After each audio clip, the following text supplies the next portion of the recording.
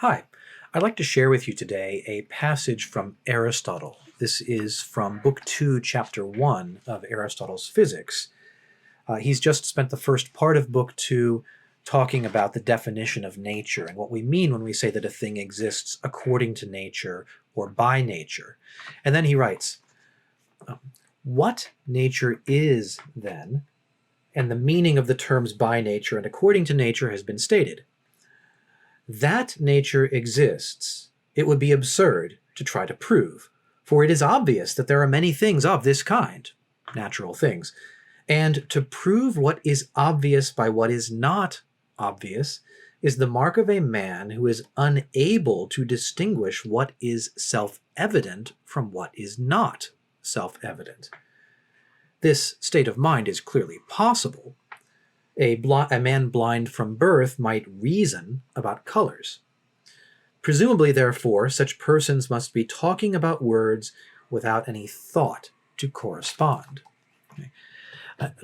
This is an interesting passage because what is Aristotle saying here? He says that the existence of nature is obvious and cannot be proved. And even to attempt to prove it is to indicate some kind of intellectual deficiency. It indicates that you're the kind of person who cannot recognize self-evident truths. So an important principle in logic is at stake here, that our premises must always be better known or more acceptable to the audience than is the conclusion. If we take a well-known conclusion and we cite obscure or more controversial premises in order to establish it, we're making a fundamental mental logical mistake. So the argument is moving backwards, as it were.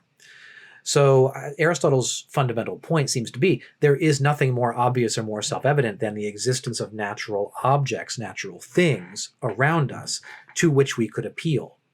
If we attempted to do this, the comparison he makes is to a blind man who might speak about colors, might reason about colors, giving us arguments and conclusions and insights about the nature of color.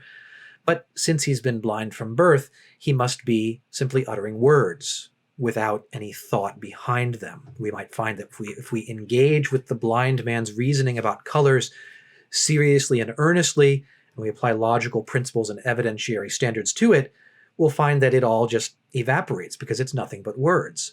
And Aristotle seems to be saying that the person who attempts to prove the existence of nature or to disprove the existence of nature is making much the same kind of merely verbal argument. There's nothing there that can actually be substantial.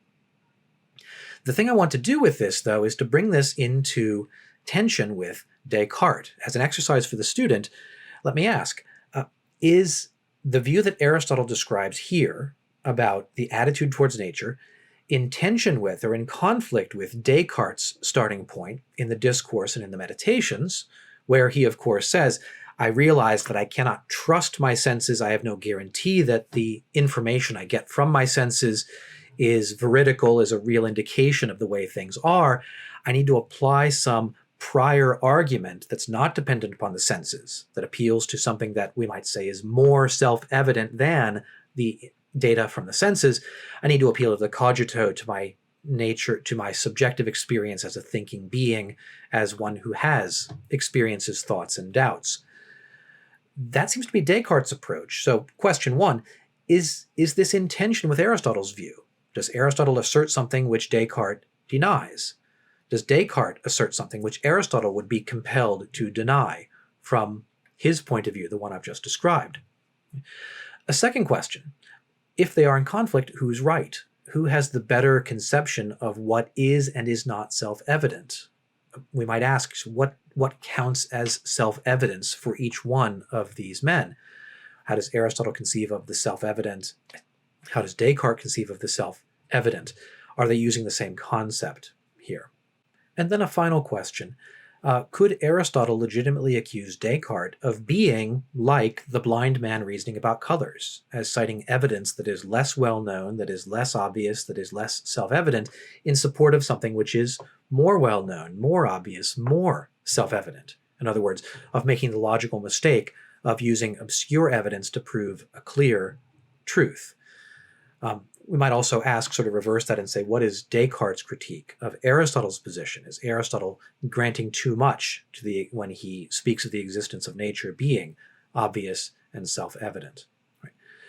If you're in one of my classes, we may talk about this material live in class. If not, I invite you to leave comments in the comment section below or discuss it with your own teachers and with your fellow students. In any case, thanks for watching today. Goodbye.